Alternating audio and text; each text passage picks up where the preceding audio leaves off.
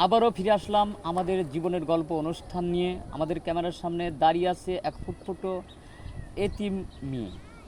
তার মুখ থেকেই শুনতে চাই তার জীবনের গল্প। যারা আমাদের এই চ্যানেলটি নিয়মিত উপভোগ করেন তাদের উদ্দেশ্যেই এখন মেয়েটির মুখ থেকে তার জীবনের গল্প শুনবো এবং তাকে কিছু প্রশ্ন করব। প্রথম প্রশ্ন হচ্ছে, আপু তোমার নাম কি? আমার নাম তমা। তমা। তোমার জন্মস্থান কোথায়? গাজীপুর কালিয়াকৈর থানা। কালিওর থানা। তো এখন তোমার অবস্থা কেমন? মানে মানে তোমার এখন দিনকাল কেমন চলতেছে? আপনাদের দোয়ায় মোটামুটি ভালোই আছি।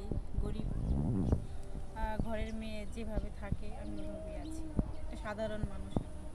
আচ্ছা, আমি মূল প্রশ্ন যেটা তোমাকে বলছি সেটা হয়তো বুঝতে পারো নাই।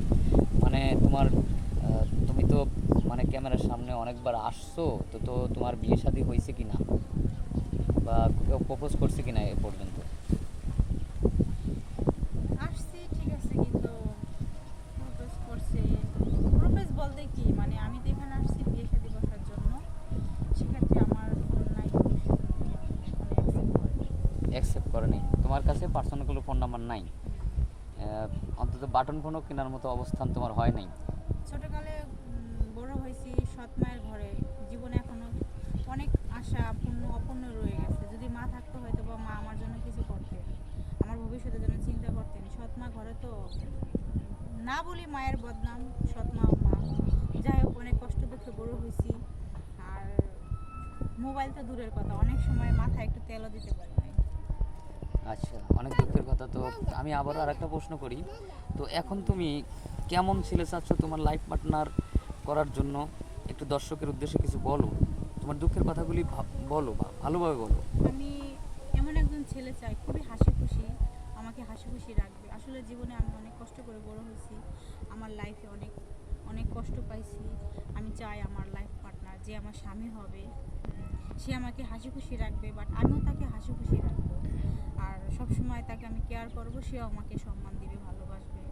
আদার্স যতগুলো আমার ছোট ছোট স্বপ্ন আছে সেগুলো সে পূর্ণ করবে। আর আমার মন প্রাণ ভালোবাসা উজাড় করে আমি তাকে দেবো। এখন ছোট ছোট প্রশ্ন বলতে, ছোট ছোট আশা বলতে কেমন আশা, কোন আশা? ছোট ছোট অনেক আশা থাকে, আমি অত বড় বড় আশা করি না, কারণ সাধারণ মেয়ে, আমি সাধারণ ঘরে বড় হয়েছি, ন্যূনত ঘরের একটা মেয়ে আমি। খুবই দরিদ্র আমার বাবা। আর এই জন্য আমি বড় বড় কোনো আশা এখনো করিনি। যদি স্বামী আমাকে পূর্ণ করে বড় বড় আশা, তাহলে সেই ক্ষেত্রে আমি আশা করতে পারি, কিন্তু এখন তো আমি গরিব, এখন তো আমি বড় বড় আশা করতে পারি না, তাই না? আচ্ছা, ছোট ছোট আশা বলতে মানে কেমন আশা? যে হয়তো এই যেমন আমি এখন অনেকেই ফোন চালায়, আমি এখন একটা ফোন চালাতে পারি নাই। আচ্ছা, তারপরে আর দুই তারপরে একটা? ভালো একটা জামা কাপড় পরা, ভালো এক জায়গায় যাওয়া, ভালো কিছু খাওয়া, এতটুকুই, আর কিছু না। তিন বেলা ডাল ডাল ভাত খাওয়া, হ্যাঁ। এটি হচ্ছে ছোটো ছোটো আশা। আর বড় বড় আশা না, বাড়ি গাড়ি এরকম আশা নাই। শুধু কোনো মতোভাবে স্বামীটির নিয়ে মানে পৃথিবীতে যতদিন বেঁচে থাকুক একটু সুখের, হ্যাঁ। বা যে মনের দিক দিয়ে মানে আত্মতৃপ্তির জন্য যতটুকু পাওয়া দরকার ততটুকু। আমার খুব ভালো লাগলো। আর একটা বিষয় ভালো লাগে, মানে তুমি অনেক কষ্টের মাঝেও যে মানে হাসো, মানে এটা এটা সবসাইতে আমাদের কাছে অত্যন্ত একটা। আসলে আমি কষ্ট সহ্য করতে পারি, কষ্ট করে বড় হয়েছি, হাসতে আমার ভালো লাগে। হাসির মাঝেই আমি অনেক আনন্দ পাই, সেজন্য আমি হাসি। জি। কেউ আমার কষ্ট বুঝতে পারে না যে আমার মনের ভিতরে অনেক কষ্ট আছে। হাসির মাঝে আমি কষ্ট লুকাই হ্যাঁ, রাখি। তারপরেও কিন্তু একটু বোঝা যায়, যেমন একটা হাসি কষ্টের মাঝে যে একটা মানে আলাদা একটা হাসি, আলাদা একটা ফিল সেটা তোমার ভিতরে আছে, যেটা আসলে খুবই মায়াবী।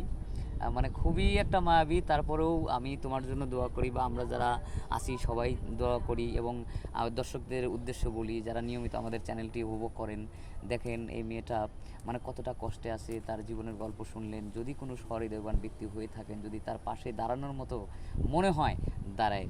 দেখেন মেয়েটা অনেক সুন্দর, অথচ তার মনে শুধু একটাই কষ্ট, সে একজন ভালো মনের মানুষ চায়, তাকে যেন তিন বেলা খেতে দিতে পারে, তার ছোট ছোট আশা যাতে পূরণ করতে পারে।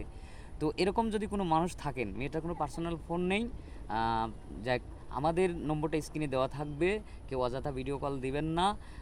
যদি তাকে চান তাহলে আমাদের সাথে যোগাযোগ করবেন, তার মনের আশাগুলো পূরণ করবেন।